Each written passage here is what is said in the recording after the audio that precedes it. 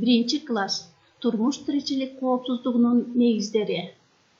Бүгүнкү өтө турган темабыз үй жаныбарларынын коопсуздугу. Балдар, жаңы теманы өтөрдөн мурун могу эки сүрөттү салыштырып, ушулардын айырмачылыктарын табабыз.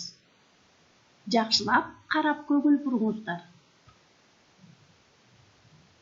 Азаматсыңар, эми үй жаныбарларына кандай жандыктар кирет? Аттарын атап беребиз. Эмне үчүн үй жаныбарлары деп атайбыз? Аларды эмне себептен үйгө багабыз?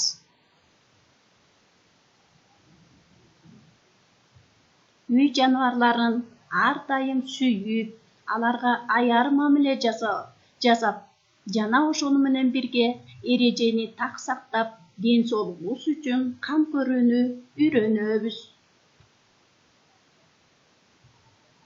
Үй жаныбарларынын тамак ичкен жерлери, жем жеген идиштери, жата турган жатаканалары таза болуш керек. Анан ар бириники өзүнчө болуш керек.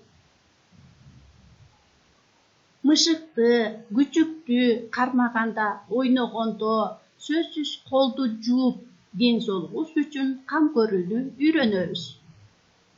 Мал сойгондо да эрежени так сактап, этияттык менен эрежелерди аткарууга үйрөнөбүз.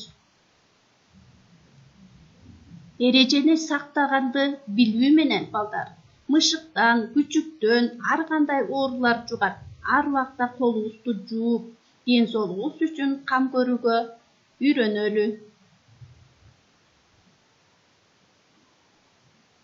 Жаныбарларды багууда кандай коопсуздуктарды сактоо керек? Биринчи, жаныбарларды кармаганда колду жууш керек.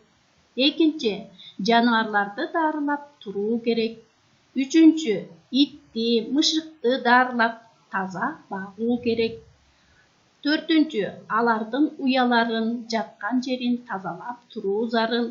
Бешинчи, тамак ашты да таза идишке берүү керек.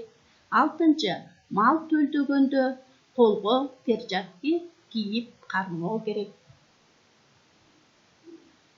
Азаматсыңар балдар, мына эреженин баарын үйрөндүк. Эми сабакка көңүл бөлгөнүңөргө рахмат. Көрүшкөнчө.